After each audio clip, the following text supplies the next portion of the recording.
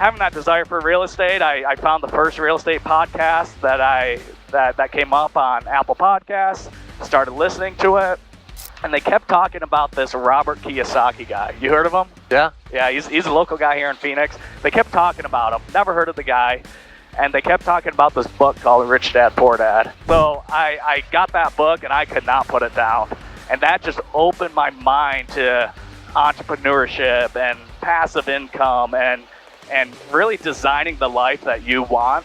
And something in my brain shifted. Something in my brain clicked. I was like, this is it. This is what I want to do. Dang. And all from Rich Dad, Poor Dad. Rich Dad, Poor Dad. Like something, it was the right book at the right time, and I was in the right situation in my life. And 2 weeks after reading that book, we bought our first fourplex without any of our own money. What? And not being in real estate at all? Not being in real estate. How'd you do that? I made 2 phone calls.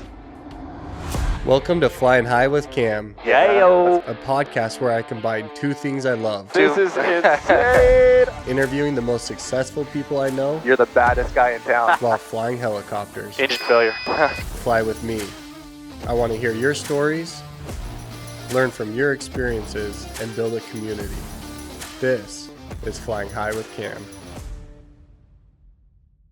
All right, welcome to another episode of Flying High with Cam. Today, I'm so excited. I got Dallon, the one and only with the stash coming up here, bro. The man, the myth, the mustache. Thanks for coming up, man. We're going to talk about how you're involved in over $300 million worth of real estate. The Millionaire Mind podcast was one of the first podcasts I've been on, which was absolutely phenomenal. I want to talk about that. And then you did something with my nephews and with all kids, Rev Education, right? You're training them on how to become better people and get ready for the real world as entrepreneurship.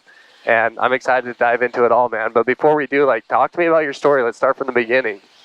Yeah, I'm obviously in business now, in real estate now, and I actually grew up in a real estate home. My grandfather owned a few hundred units of multifamily, and my dad managed it. So I grew up doing all that dirty work, all that grunt work. They often say, what do they say? Tenants, termites, toilet, 100%. That was me every summer. Tenants, termites, toilet. I've never heard that. And, it was great. It was great. I always had summer work. I learned how to be productive and some of those basic handyman skills. But that was my vision. That was my view of real estate. Yeah. Kind of sucked, dude. I'm not gonna lie. I was like, this is not what I want to do. You're like, wait, you can actually make money at this? Yeah, right. So I, from a young age, I've always wanted to make an impact. I've always been drawn to serving people and just trying to make a difference. Yeah. And so that actually led me into the medical field. That, and I had air conditioning in the summer and I had heat in the winter. Okay. I grew up in upstate New York, shoveling sidewalks at the apartments, just. Yeah. Again, it taught me good work ethic. It's not what I wanted to do for the rest of my life. So I got into the medical field. I wanted to specialize in the nursing field, be a nurse anesthetist, make a few $100,000. And then my vision was I'd always get into real estate when. And so in my mind, it was in my 50s, 60s, part of my retirement, that's when I'll start actually buying and owning real estate. Yeah. And so I went through that, went through college, got my degree, started working in an emergency room here in Arizona, and very quickly realized it's not what I thought it would be. It's not what I wanted to do. Really? What? What about that isn't what you thought it was? I think they talk a lot about nursing in the medical field, about giving and compassion and all that. It's another corporation. Okay. It's another corporate world, and I don't know. It's just something wasn't clicking for me. And part of it too is I told you I wanted to specialize. I wanted to become a nurse anesthetist, and that was going to require more school, hundreds of thousands of dollars of more debt. And I started feeling like these walls closing in on me. Yeah. And I fast forwarded 15, 20 years. And I literally found myself feeling trapped. How old are you at this point? I'm 33 right now. No. At that this point, yeah. I was 26. 26, okay. Yeah, 26, 27. And I was just fast forwarding in my mind, and I almost felt the walls closing in on me. And I've always been that person that's jumped around from sports, jumped around from activities. And I think the thought of doing one thing the rest of my life, I legit started feeling claustrophobic. So that was happening. That's how you know you're an entrepreneur. Right. You're like, I just need to jump around. Right. Yeah, like ADD, like it was self-diagnosed ADD at the time. Now I'm just like, oh, I was an entrepreneur. But so that was going on, and then at the same time, again, I had just started working. This was the most money I've ever made in my life. Okay. I was making $45,000-$50,000 a year. Yeah, you know, married for a couple years, 2 kids. And a couple months into that, I actually broke my leg playing soccer. I broke my tibia, my shin bone, all the way through. And it was embarrassing. I had to go into the emergency room that I worked at. Yeah. So all my coworkers were like, "What the heck are you doing here?" But I was in denial. I was like, I just bruised it. I'm good. And I remember laying in that hospital bed when they came back with the X-ray, and they're like, "Hey, it's shattered. Like, you're not walking on this thing, and you're out of work." Oh, you're out of work.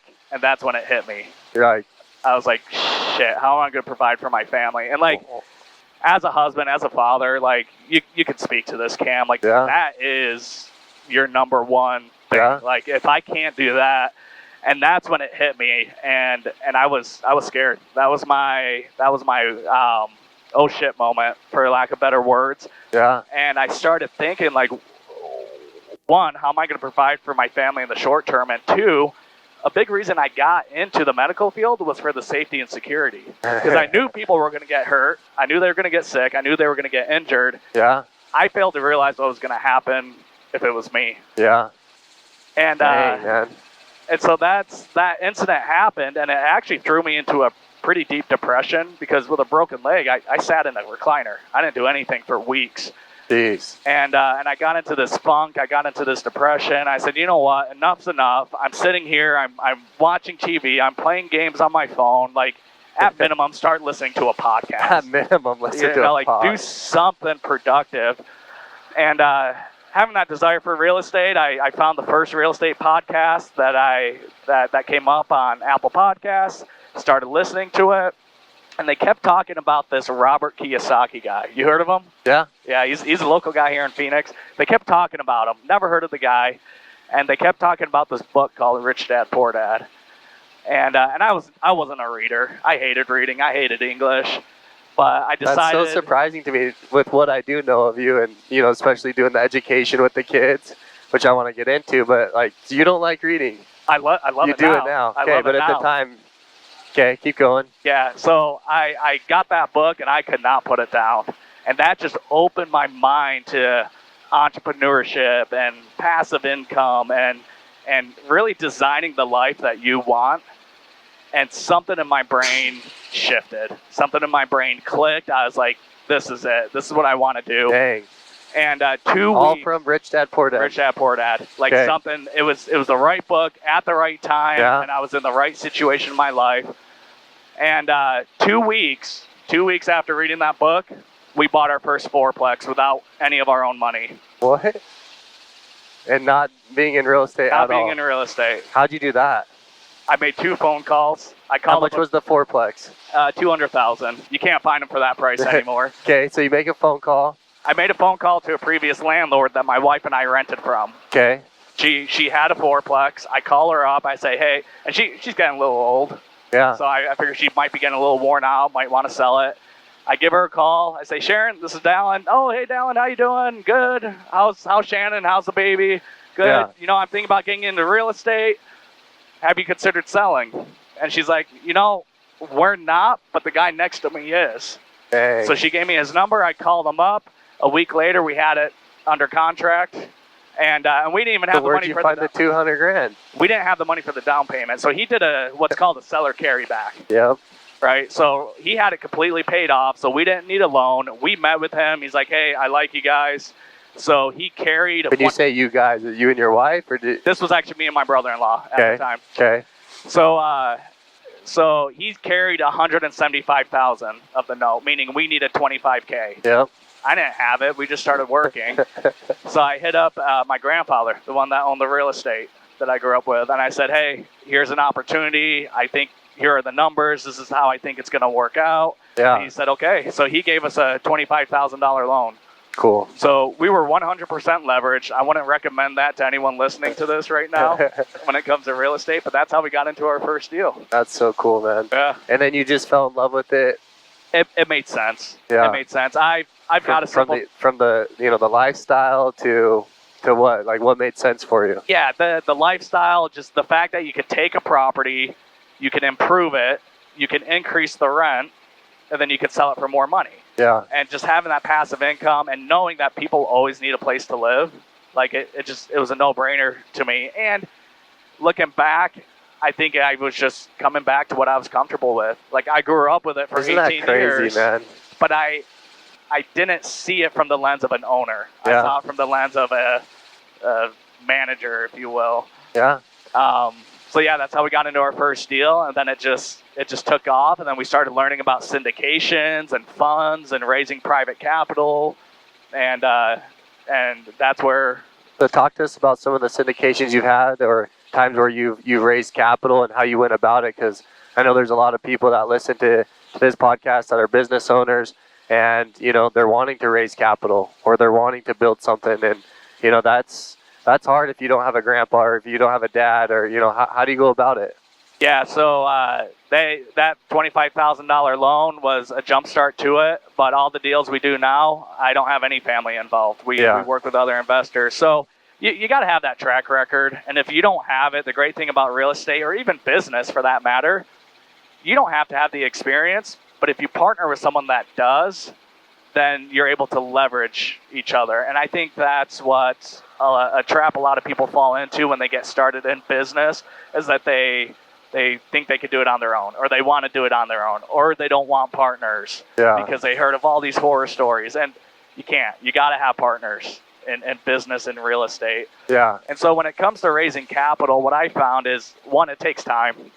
It takes time, because at the end of the day, people aren't investing in your business. They're not investing in that property. They are 100% investing in you. Really? Yeah. And I mean, why is that when the instrument is real estate, a fourplex, has tenants, it's cash flowing this much? Like, who's to say like you could even mess that up if you wanted to, as long as you keep the renters in there? It's a business, and it you have to have a hands-on operation. You can't. It might be passive for the investor, but for the operator, it is just like any other business. Okay. And you can take. I mean, when was the last time you ever presented an investment opportunity that didn't look good on paper? Right. It doesn't happen, right? Yeah. So the mistake a lot of people make is that they spend too much time actually vetting that deal itself. And what it really comes down to is that operator. You can have a phenomenal looking deal in a great market. Yep. And you have an operator that doesn't have their systems, they're not managing effectively, they're going to drive that deal into the ground. So what are some of the systems that you look for as an investor, or that you're presenting to investors? Construction, because a lot of these projects, we don't focus on ground up development.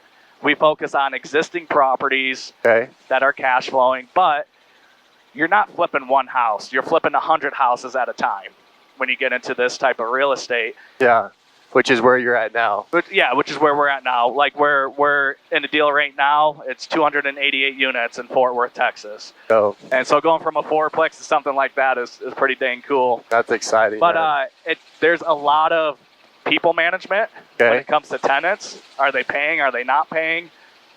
Renovating the units in a timely manner. Supply chain issues, like during COVID 2020. Like, it was crazy to try to get supplies to get the stuff. Is any part of your business model to hold, or is it always to improve and flip?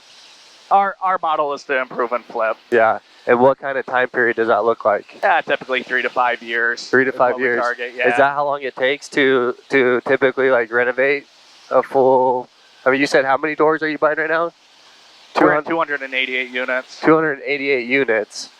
So that takes 3 to 5 years to remodel. You can usually turn in probably 18 to 24 months. And the thing is, you don't want to turn all of them, because like any other business, you want to turn a handful of them to get your cash flow up, but you want to leave some meat on the bone, is what they say, for the next buyer. So if you could say, hey, we turned 150 out of these 288 units, if you just keep doing what we did, Okay. it's going to be worth this much. So it's a Okay. selling point. Yeah. So, it might take 18 to 24 months, but here's the thing. You also don't kick all your tenants out at one time. Yeah. You'll go bankrupt. So you have to stagger. That's when the lease is end. Right. Yeah. Right. Okay. You won't renew, or you'll say, okay, our target is to do 10 units a month. Right. And that's just part of the business plan. And every deal's a little different. Dang, man, that's cool. So how did you get over that fear of, because you're buying real estate in other states now? Was that ever a little fear that you're going from Arizona to Texas or to Florida or wherever else you've purchased real estate from? Is that, for me in business, it's hard to go into another state and set up shop with all my vendors and all my people and hire employees and everything that comes with it. Does that not exist with real estate? It does. And the way we positioned ourselves, we partner with these operators. So these operators that are really buying the deals, we contribute capital. That's what we do. We help bring investors. We help find good deals. These operators, they already have their teams on site. They have their management companies. What is an operator? Like, this is a construction crew? What is the operator? They're really the asset manager. So they're the one overseeing the entire project. They're the ones making sure they're overseeing the property manager. So are they bringing the deal to you? Yes. Okay. Yes. So they'll find the deal, they'll bring it to us and say, hey, we got to raise $20 million on this deal. Cool. How much can you guys bring to it? So then we'll go to our investor base, and we'll usually put $1 to $2 million into these deals, and so we can diversify the funds for our investors. But these operators, they have their teams. Yeah. They have their teams. And so a lot of these groups, like this deal we did in San Antonio, they have their construction crew in-house. They have their property management in-house, and their focus is San Antonio. Nice. So we vet them. We go through our process. That takes 3 to 6 months. We go on site. We visit their deals. We visit their people. And we go through that process. And if it passes our criteria, then we'll say, hey, we'd love to work with you. Send us your deals. The big part is like basically, you're raising capital, right? Yeah. Are you doing any like deal searching? I used to. So not as much. Yeah, not as much anymore. Okay. And I think part of that is because at some point you start gaining clarity on your strengths and your weaknesses. Yeah. And for me, it's connecting with people. I like connecting with people. I like talking. I like motivating. I love educating. I love mentoring. And a lot of that is natural with real estate investing because most people, I was this way. When I saw these big apartment complexes, I thought it was one rich dude out of like Dubai or New York City or California buying it. It's not the case. It's a bunch of people like you and I throwing in 100,000 a piece. Yeah.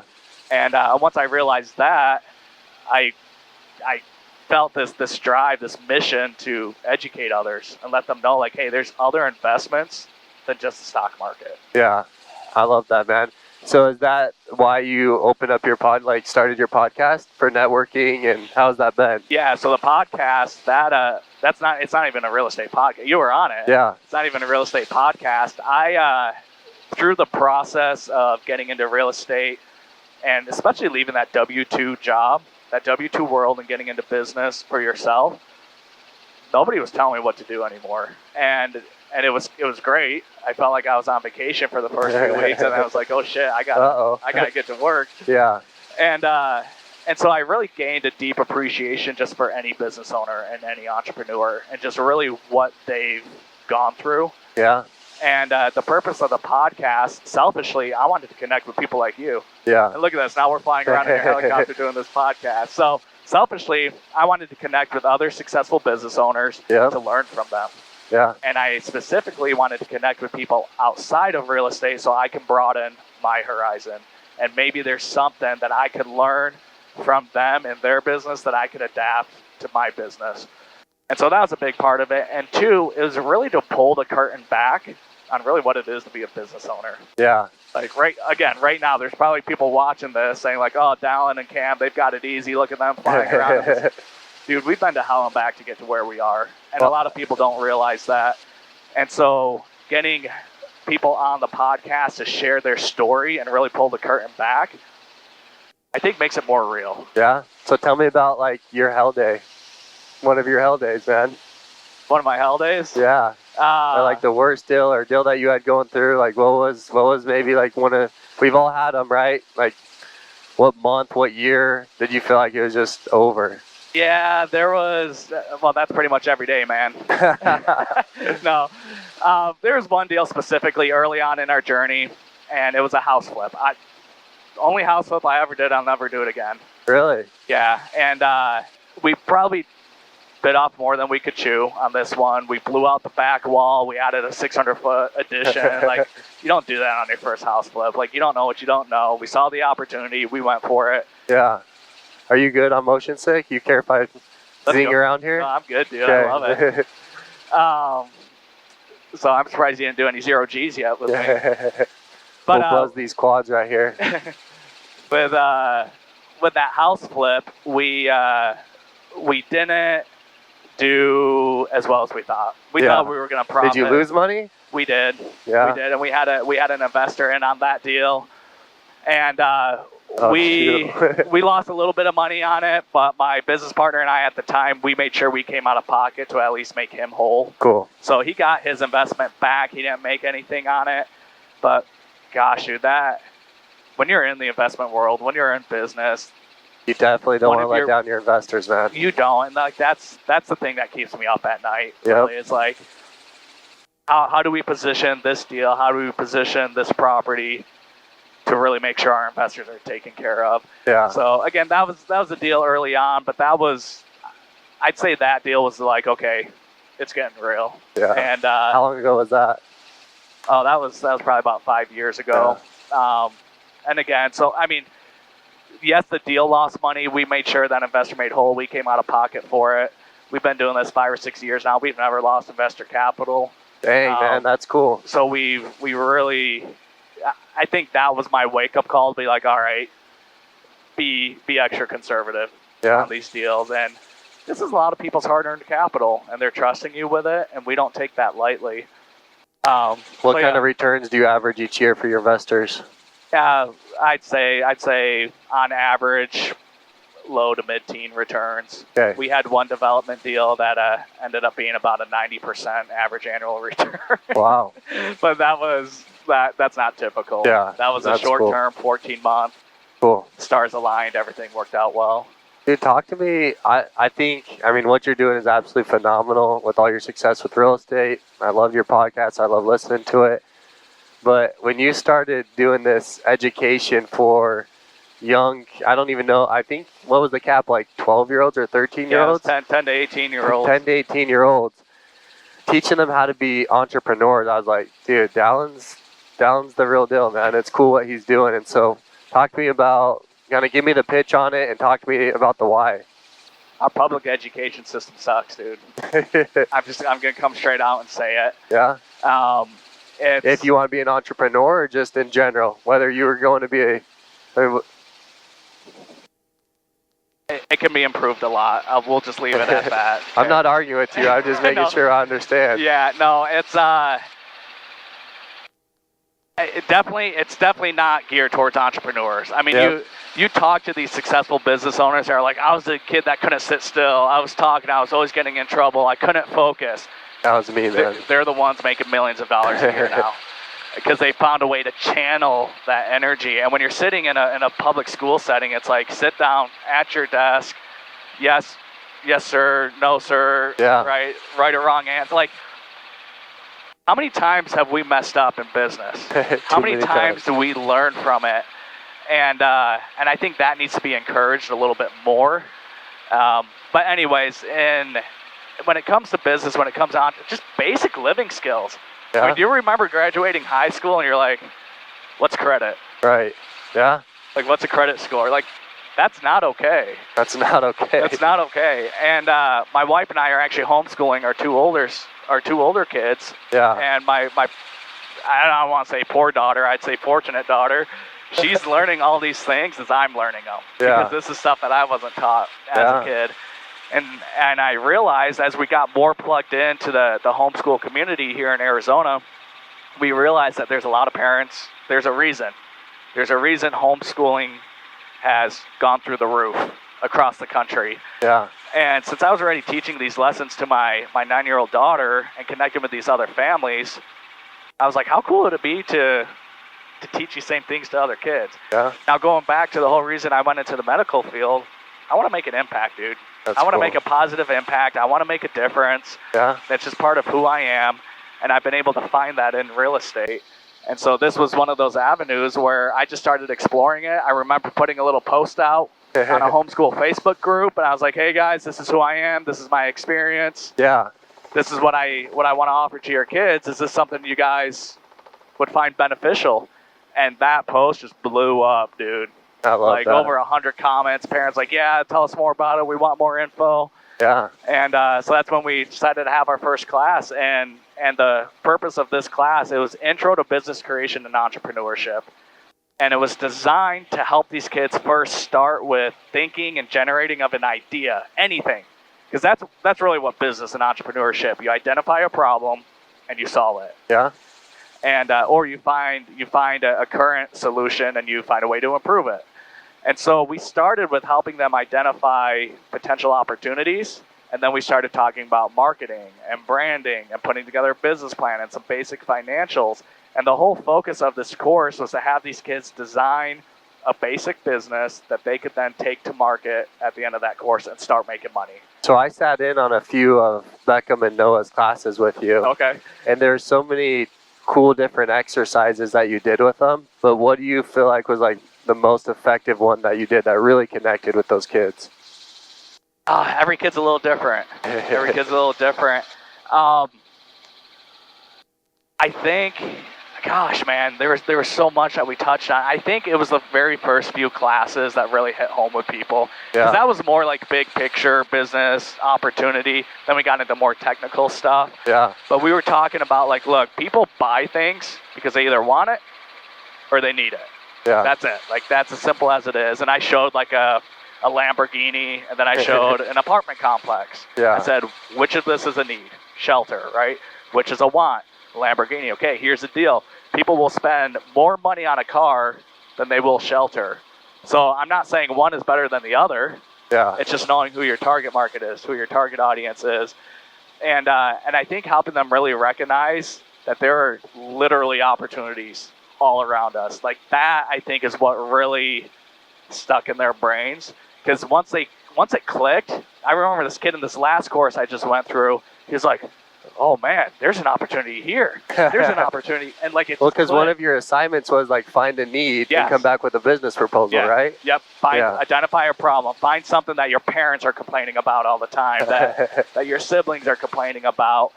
And there you go. There's a business opportunity. How can you solve that? How can you make it easier for them?